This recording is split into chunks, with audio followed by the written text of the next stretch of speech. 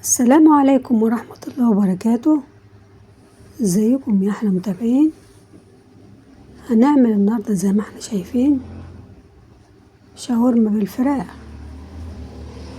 قبل ما نبدأ الفيديو نسمي الله وصلى على رسولنا الكريم عليه أفضل الصلاة والسلام. طبعا الفراخ كنا نضيفينها الأول ومقطعينها زي ما احنا شايفين، وبعدين نبدأ نحط لها بقى التتبيلة: ليمون، خل، وادي البهارات بتاعتك، بهارات فراخ والسبع بهارات لو موجودة كمان، والتومة الفريش، وفلفل طبعا، ومعلقتين زبادي. الزبادي بيخلي الفراخ طرية وجميلة. معلقتين صلصة وبيخلي مسامات الفراخ تتفتح وبيطريها. وبنقلب المقادير دي كلها مع بعض. لازم الفراخ زي ما احنا شايفين بتسيبها في التتبيلة في التلاجة بعد ما تعملي الخلطة دي. ونبدأ بقى هنجيب طاسة ونحط فيها معلقتين زبدة ومعلقتين زيت،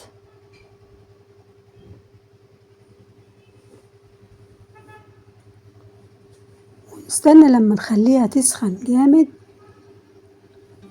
عشان ننزل بالفراخ، وتسيب الفراخ شوية عليها. لازم الطاسة تبقى سخنة عشان الفراخ ما تنزلش ميتة.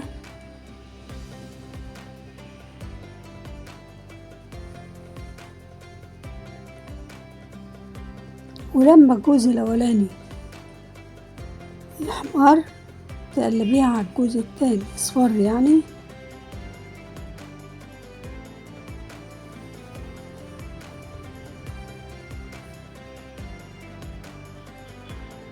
كنا مقطعين طبعا زي ما احنا شوفنا، عملنا فلفل اخضر مقطع، عملنا بصل مقطع، كل دول بننزل بيه. ولو فلفل الوان زي ما احنا شايفين اللي هو الاحمر والاصفر، كل ده بتديله تقليبه كده. عملنا معاها بطاطس شايفين محمرة، عملناها في القلاية الهوائية. البطاطس بتجهزيها وتحط لها عندنا تتبيلة البطاطس، بهارات البطاطس، وتخلطيها عليها بعد ما تقطعيها زي ما احنا شايفين. وبعدين نحطها في القلاية الهوائية معلقتين زيت. هتديكي نتيجة حلوة للبطاطس بتاعتك زي ما احنا شايفين. عملنا جنبها كمان سلطة طحينة، وادي الكاتشب والمايونيز.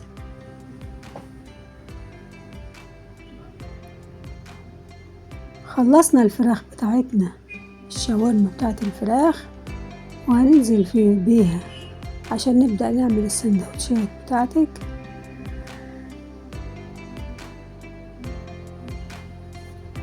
نبدأ بقى في عمل السندوتشات، بس الأول جبنا فحماية وعملناها على البوتاجاز، وتكوني مجهزة معلقة زيت صغيرة سخناها، وتنزلي عليها ونغطيها بورق فويل تديكي طعم الكباب. أكلة خفيفة جميلة في الصيف. الصيف محتاج الأكلات دي، أكلات العيش. جبنا عيش بلدي عندنا، أي عيش موجود عندك متوفر اعمليه.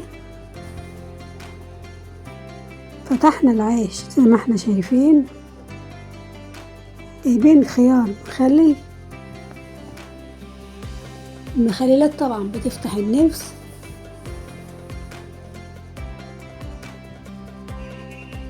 والكاتشب والمايونيز.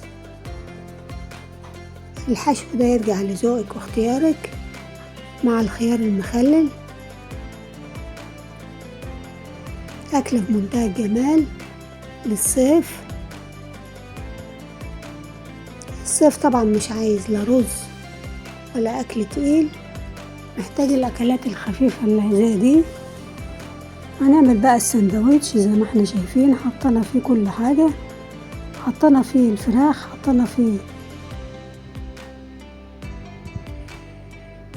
الخيار، كاتشب والمايونيز، كل حاجة انت عايزة تحطيها، والتومية. هعمل لكم التومية، عملنا التومية طبعا، هسيبها لكم بعد كده، هقدمها لكم في فيديو تاني لان الفيديو تلاقيته هيطول. ادي التومية اللي احنا عملناها زي ما احنا شايفين. هنعمل قدامكم تاني ونحط خلطة الفراخ اللي احنا عملناها، الشاورما،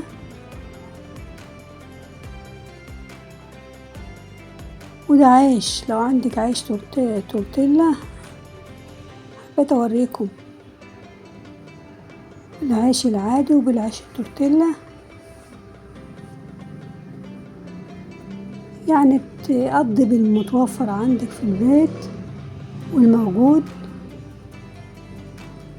وبعدين نجيب الطاسة مطرح الشاورما وبنحطها في الطاسة زي ما احنا شايفين. السندوتشات اللي عملناها بتاخد تحميرة، تقلبيها تحميرة كده، بتدي طعم جميل جدا.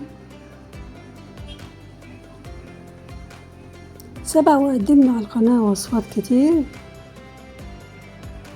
هسيب لكم رابط في قائمة التشغيل في صندوق الوصف من الوصفات اللي قدمناها على القناة.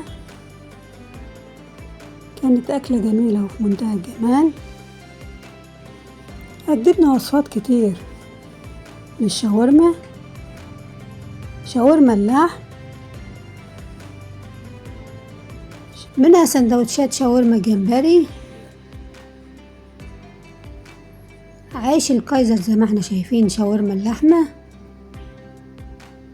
عملنا فاهيتا الدجاج او الفراخ، عملنا من ربع كيلو لحم مفرومة شاورما اللحمة. عملنا سندوتشات الكبد زي ما احنا شايفين، سندوتشات شاورما اللحمة، كمان فتة شاورما الدجاج السورية، البانيه الدجاج المقرمش في القلاية الهوائية، فراخ بانيه ومكرونة بالمشروم، شاورما من بواقي الدجاج او الفراخ زي ما بيقولوا. شاورما الدجاج وصفة سهلة ولذيذة. يا ريت لو عجبكم الفيديو ما تنسونيش في اللايك، لان اللايك بيرفع الفيديو وصل لاكبر عدد من الناس.